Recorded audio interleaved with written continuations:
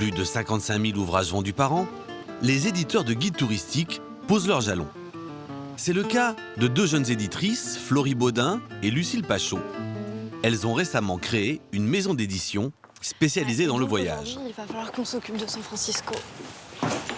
Pour leur prochain guide, elles lancent un appel d'offres auprès de dessinateurs au crayon voyageur. Tu vois, il y a un côté vraiment carnet de voyage parce qu'elle donne ses impressions au jour le jour. Mais je pense qu'on va bien le ressentir du coup dans le guide. Elle a proposé quoi? Plutôt des gens? Elle a proposé plutôt des magasins avec des gens. On retrouve dans les guides essentiels, par exemple San Francisco l'essentiel, une patte un petit peu carnet de voyage parce que déjà les photos sont pas extraites de banques d'images. On est vraiment dans des photos signées par nos auteurs, au même titre que les textes. Sabé et l'océan. Ouais. Ok. L'objectif des éditrices, c'est de mettre en vente des ouvrages à mi-chemin entre le guide touristique et le carnet de voyage. Parce que du coup, il y a moins de sorties en fait. Yann Breton, qui est carnétiste, c'est-à-dire qu'il dessine énormément sur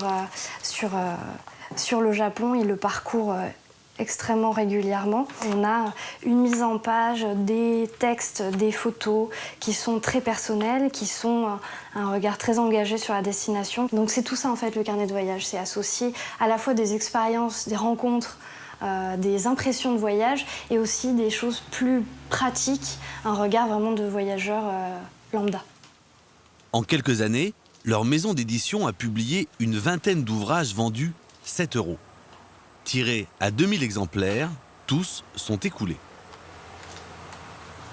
On a une rentabilité qui est tout à fait bonne.